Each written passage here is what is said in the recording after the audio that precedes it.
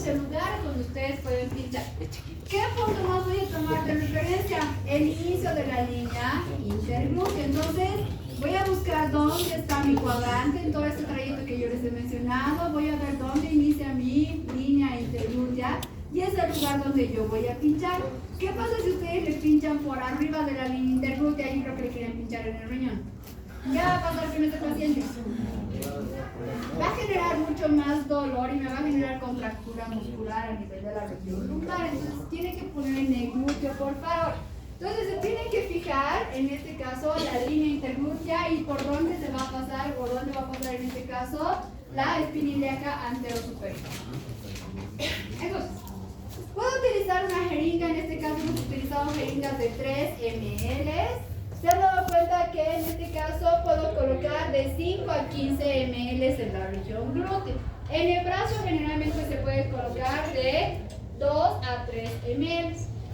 La intramuscular me permite colocar volúmenes que son mucho más grandes y si no puedo colocar en el glúteo tengo otras alternativas que van a ser la cadera, la región proximal del brazo que es donde se han pinchado ahora ustedes y en este caso la cara anterior del muslo. Lugares donde tenga tejido muscular importante. Para pinchar, bisela hacia arriba formando un ángulo de ¿cuánto? De 90 grados. Entonces, ¿dónde más puedo pinchar? En la cresta ilíaca anterosuperior. Entonces su cabeza, su mano o la palma de su mano tiene que ir por donde está la cabeza de fémur, por donde está el fémur. La van a colocar allí, simplemente van a ir abriendo su mano. Entonces, ¿ven?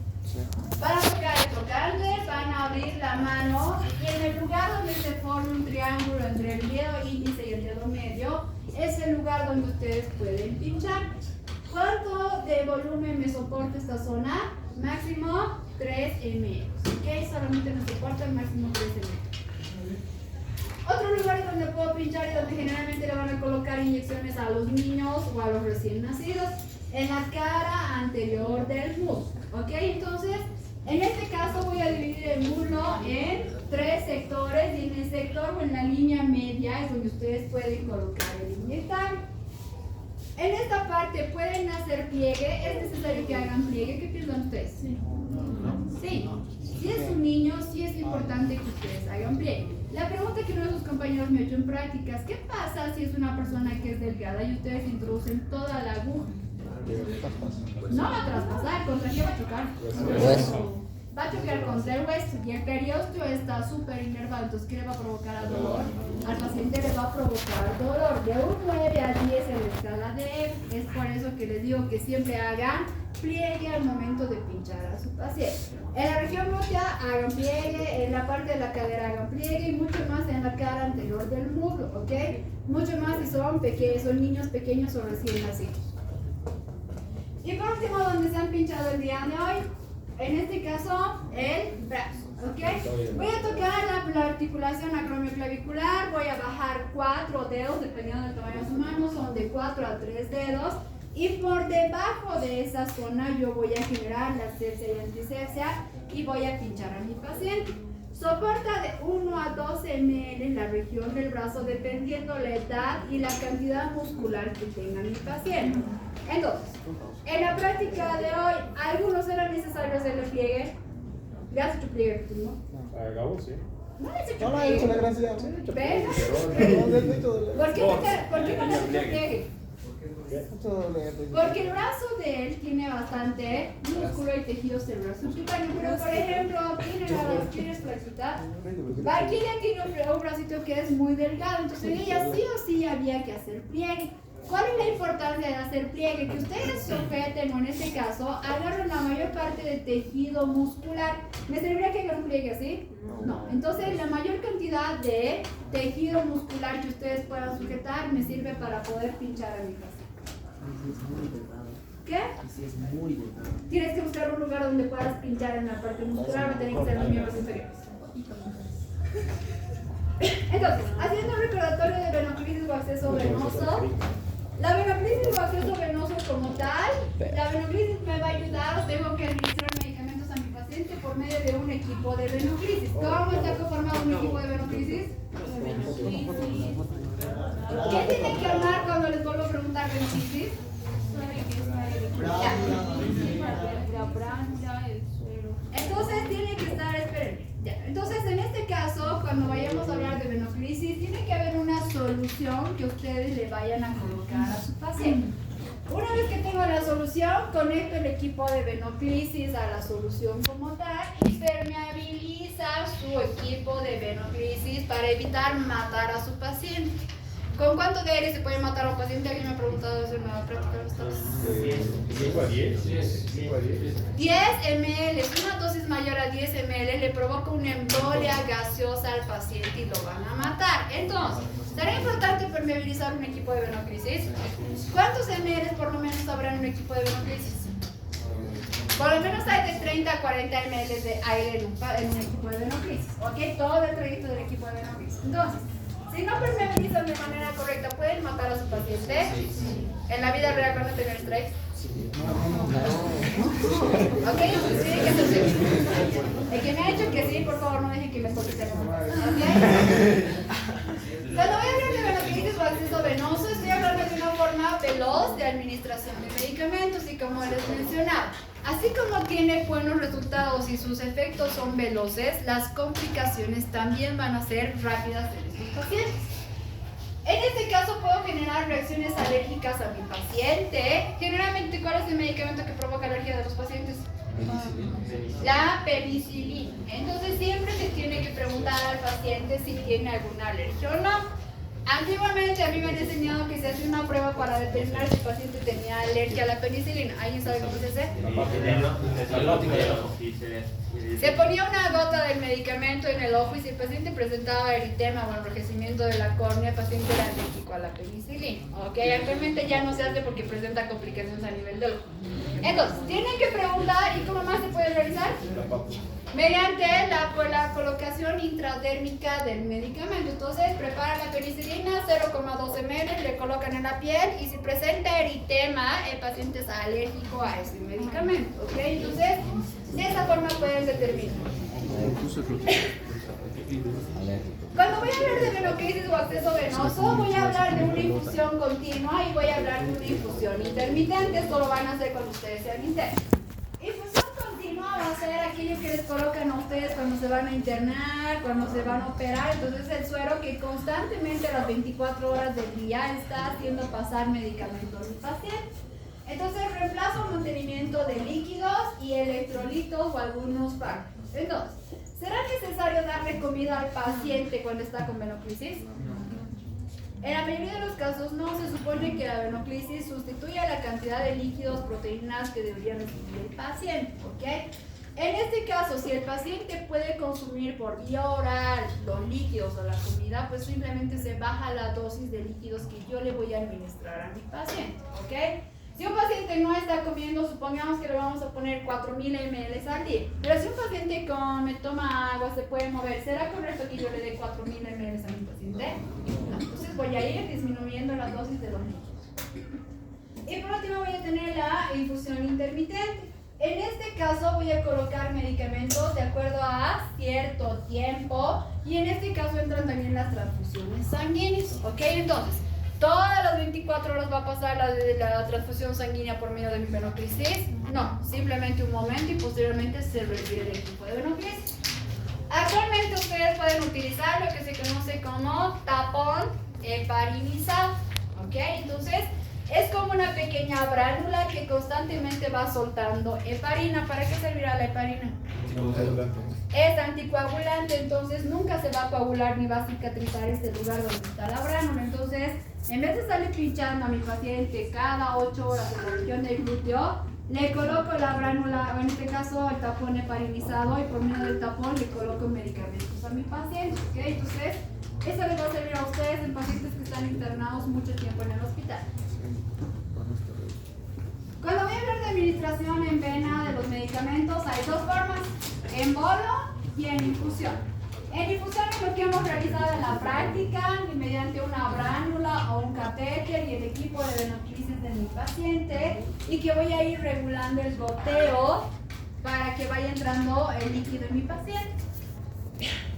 Y voy a tener otra forma que se denomina administración en bolo. que es simplemente que ustedes carguen el medicamento en la jeringa, pinchen directamente en la vena y empiecen a administrar el medicamento. ¿Ok? Entonces, embolo, ¿mediante qué? Mediante una jeringa y la introducción directa del medicamento. Y en infusión, ¿qué necesitan? Bránula, catéter y equipo de venoclisis para colocar medicamentos al paciente.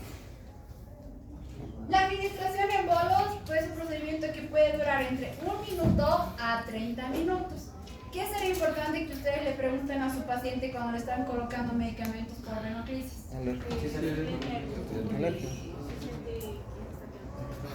Ya. Signos y síntomas que el paciente puede presentar. Disminución de la temperatura, puede presentar taquicardia, puede presentar náuseas, puede presentar mareos. Si su paciente presenta algún tipo de signo o síntoma, ¿le van a seguir colocando el medicamento? ¿Le van a retirar la jeringa?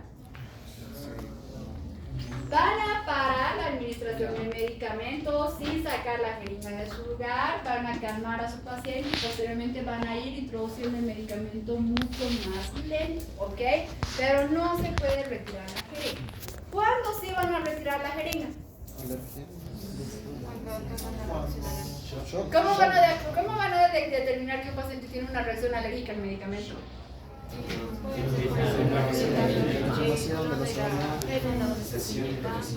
No, ¿qué más? Taquicardia, el paciente va a empezar a presentar eritema a nivel facial, ¿qué más? Sudoración y dificultad para respirar. Entonces el paciente presenta dificultad respiratoria. Si ustedes ven que el paciente empieza a ponerse rojo, empieza a sudar, si ustedes le controlan el pulso y el paciente está taquicárdico y además de eso empieza a tener dificultad respiratoria, ¿será un estrés de miedo? ¿Será susto? ¿Será un shock anafiláctico o una reacción anafiláctica de los pacientes? Entonces, en ese caso, retiran la jeringa y en este caso esperan a que su paciente vaya mejorando y ya luego le dan tratamiento específico a su paciente para el tema de la alergia. ¿Qué se coloca en casos de alergia? Corticoides o en este caso epinefrina, le pueden poner hidrocortisona, le pueden poner dexametasona a su paciente para mejorar la respiración y disminuir la inflamación, ¿ok? Venoclisis o catéter venoso. Entonces, cuando voy a hablar de venoclisis, es un método para obtener un acceso venoso periférico. No sé a quién le he preguntado venoclisis y me ha dicho que iban a pinchar la arteria. ¿Será correcto? No, ok, venas. Por eso se llama venoclisis. Tienen que encontrar una vena periférica. ¿En qué casos voy a utilizar venoclisis en mi paciente? Cuando necesiten recuperar el estado hemodinámico. ¿Qué situaciones me pueden alterar el estado hemodinámico de un paciente? Una hemorragia. Una hemorragia, ¿qué más? Deshidratación severa, ¿qué más? Una quemadura. Entonces, todas aquellas que me vayan a provocar una eliminación importante de líquidos. Pacientes que están deshidratados, pacientes que están con hemorragias, pacientes que están con quemaduras importantes. Entonces, me ayuda a corregir los electrolíticos. ¿Les he escuchado? ¿Alguna vez dado un crónico? Sí. Ya, los que han tomado solo ¿qué saben? Salado. Ok, tiene un sabor salado. ¿Por qué? Porque tiene sodio, tiene cloro, tiene potasio y además tiene azúcar. Entonces, me ayuda a controlar los trastornos hidroelectrolíticos de mi paciente. ¿Cómo se dan cuenta que un paciente tiene deshidratación? Sed. Ya, la piel mucosa está deshidratada. ¿Qué más? Ya, generalmente tiene estreñimiento. Coloración lengua de la blanca. ¿Qué es coloración blanca de la lengua, perdón? No, lengua samurai. ¿Qué más? ¿Qué más? ¿Cómo más saben que están deshidratados? No tiene disuria, ¿qué tiene? Anuria. Tiene anuria, el paciente va a tener anuria o tiene oliguria. ¿Qué más? ¿Qué más? ¿Qué? ¿Qué más? Ya, va a tener resequedad en la piel mucosa. ¿Qué más? ¿Cómo más cosa? ¿Qué preocupa? Saludas por el nivel de Ya, sí, las cefaleas igual están secundarias a deshidratación. ¿Cómo más te van a dar cuenta que un paciente está deshidratado? Porque generalmente le dan calambres al paciente, ¿ok? Tiene calambres, el paciente tiene contracturas musculares involuntarias. Y segundo, algo que van a aprender en semiología que se conoce como signo del pliegue, ¿ok? Entonces, van a agarrar la mano de su paciente o agarren la mano ustedes y jalen la piel de la parte dorsal de la mano y suéltenla. ¿En cuánto tiempo vuelve a su mano? ¿En cuánto tiempo vuelve su mano a un estado natural? Menos de un segundo. ¿Y alguno de ustedes su pliegue se queda ahí por lo menos más tiempo? Sí, en 2 años. En las personas que están deshidratadas o en las personas de la tercera edad, el pliegue se queda ahí. Entonces, signo de pliegue positivo en caso de deshidratación. ¿Ok? Administración de medicamentos. Se puede administrar varios medicamentos, antipiréticos, analgésicos, anestésicos por medio de la venoclisis. Transfundir hemoderivados. ¿Qué hemoderivados pueden transfundirse a un paciente? Plasma, ¿qué más? Ya, paquete globular completo, ¿qué más? Plaquetas también se le puede transfundir a un paciente dependiendo de lo que el paciente requiere y qué tipo de patologías tenga mi paciente. Administración de nutrición parenteral, pacientes que están en coma, pacientes que no pueden comer. En este caso se le va a dar todos los medicamentos o los requerimientos que tenga un paciente por medio de nutrición. Entonces, lo que les he preguntado en el examen y brazo creo que ya han llevado el anterior semestre, ¿verdad? Entonces, ¿en qué lugares generalmente se debería colocar la venoclisis a un paciente? Generalmente y siempre se coloca en el miembro superior. ¿En qué casos voy a colocar el miembro inferior? Ya, en quemaduras, ¿en qué más?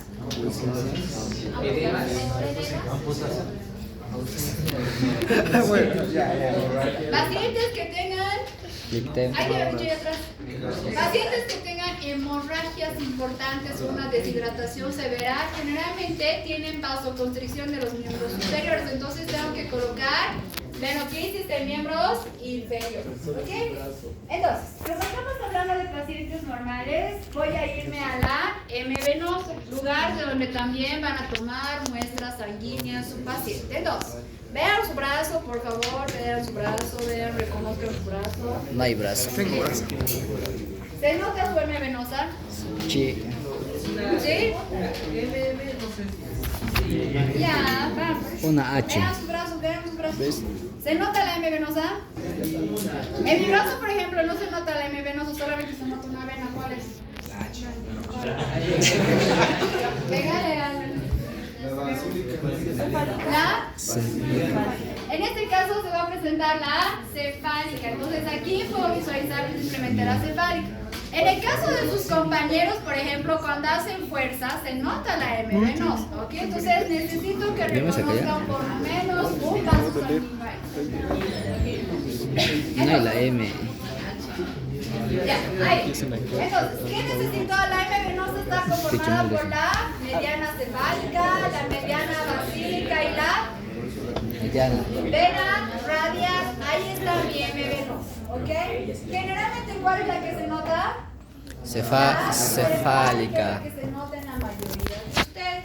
Sí. Vuelvo a repetir, si yo quiero hacer una punción en una de estas venas periféricas, ¿cuál es su mejor amigo para poder encontrar las venas? La ligadura. En caso de que el paciente, pese a que ustedes le hagan la mejor ligadura del mundo, no pueden canalizar o no pueden encontrar la vena, ¿qué más pueden hacer en ese paciente? ¿Qué más van a hacer? Si después de la ligadura tampoco se pueden notar las venas, ¿qué van a hacer? Presión. La presencia de calor, ¿ok? Tienen que proporcionar la zona donde ustedes van a hacer. ¿Para qué? Para que se tenga una vasodilatación y se puedan notar las venas de su paciente, ¿ok? Entonces, cuando voy a hablar de venoclisis en este caso, ¿en qué lugares no puedo colocar la venoclisis o la bránula? En lugares de flexura, es decir, en el codo ni en la muñeca. Tiene que ser por encima del codo o por encima de la muñeca o por debajo, ¿ok? ¿Por qué no se coloca en lugares de flexión? Ya, porque además de que es incómodo, ¿qué es lo primero que ustedes han hecho ese día que tienen la bránula? Su mano, estaban haciendo así su brazo, ¿ok? El paciente hace exactamente lo mismo. Si es una bránula de la que ustedes se han pinchado, ¿será que existe daño o riesgo en el paciente? A la radial, mano, qué pedo. Es plástica, la bránula que ustedes han utilizado es plástica y ustedes ven se puede doblar, entonces no le genera daño en el paciente. Pero ¿qué pasa si yo voy a utilizar una mariposa o una aguja metálica en el paciente? Va a hacer esto y ¿qué va a generar el paciente? Va a generar una lesión, punzo, cortante en otra parte del brazo. Entonces por eso no se pone en lugares de flexión. Entonces, ¿puedo colocar el suero en el antebrazo? ¿O puedo colocar el suero en la región dorsal? ¿Ok? Entonces en la región dorsal. ¿Por qué es mucho más complicado colocar suero en la región dorsal? No se nota. Ya, porque las venas no son regulares, o en la mayoría de los casos son tortuosas, que son las más difíciles de pinchar. Y segundo, porque existen ligamentos ahí a los que le pueden dar y pueden generar lesiones en el paciente. Entonces, generalmente, ¿por qué no les he dejado practicar en el dorso de la mano? Por la presencia de estructuras que pueden generar lesiones en mi paciente, ¿ok? Pero también se puede colocar en el dorso de la mano. Entonces, ¿dónde estamos? Para el procedimiento, ¿cuál es el primer paso para cualquier tipo de procedimiento? Hacerse ahí antisepsia. Una vez que me he hecho la asepsia antisepsia, les he repetido a la anterior clase cómo hacer asepsia antisepsia. ¿Yo quiero saber? ¿Cómo se hace la asepsia antisepsia? Ya veo. Medial y con fuerza, no es acariciar a su paciente, retirar la piel, sudor, secreciones que tiene. Ok, entonces con fuerza. Medio, lateral, lateral. Si quieren hacer en espiral, medio y movimientos circulares mucho más grandes o mayores. ¿Con qué van a hacer la asepsia y antisepsia? Con cualquier tipo de antiséptico, incluido el alcohol y la iodopovidona. ¿Ok? Segundo paso, colocar la ligadura. ¿Qué van a hacer para colocar la ligadura? ¿Dónde se debería colocar? 3 tercios. 3 dedos o 5 dedos por encima del lugar donde yo voy a pinchar y no se coloca la ligadura en el codo. En el examen 2 personas han muerto con 2 strikes porque les he dicho no pongan la ligadura en el codo y en el codo volvieron a poner la ligadura. ¿Ok? O por debajo del codo o por encima del codo, no sobre el codo. ¿Por qué no sobre el codo? Porque lo único lo que le hace presión es a la articulación, no a la vena. ¿Ok? Entonces no es la que yo voy a utilizar en este caso para sacar la muestra de sangre, que es la práctica que van a realizar. Una vez que he identificado el lugar, simplemente con la jeringa, visera se rige con cuánto de angulación? De 30 a 35 o 40 grados tengo que inclinar la jeringa. Voy a colocar y simplemente voy a empezar a jalar el émbolo cuando yo ya vea que existe presencia de sangre, ¿ok? Esto es para sacar una muestra sanguínea. Y para hacer una venoclisis en el paciente, ¿qué tengo que hacer antes de todo esto? Ya, no tengo que más. Preparar el equipo de venoclisis, ¿ok? Preparar su bendito equipo. Estar sanos esa raza. No. Ya. Complicaciones que puedo tener con estos pacientes. ¿Qué pueden tener? Enfermedades. ¿Qué ha sido la primera lesión con el que estaban todos ustedes con sus brazos ahí? ¿Qué lesión tenían? Algia. En este caso no era una equimosis, era un hematoma, porque le han provocado una ruptura del vaso sanguíneo. Y si ustedes se tocaban, estaban duros y había una masa ahí, me han mostrado sus. Entonces, dentro de las primeras complicaciones está la presencia de equimosis o hematoma. La segunda, que es gracias a una mala asepsia y antisepsia, presente infecciones locales en el área. Tercero, que puedo tener una flebitis. ¿Qué es una flebitis? Inflamación de las venas. Cuando el paciente está mucho tiempo con venoclisis en una sola vena, generalmente se inflama. Y cuando ustedes le retiran el suero al paciente, ustedes van a tocar, la vena se encuentra totalmente rígida. Esa es una complicación, ¿ok? Y la que han tenido algunos de ustedes, una infiltración. ¿Qué pasa con la infiltración? El líquido no pasa a la vena y va al espacio intersticial. Entonces, ¿qué va a pasar? Se va a empezar a edematizar y me va a empezar a generar dolor en el lugar donde se encuentra el líquido. Esas son las complicaciones principales, ¿ok?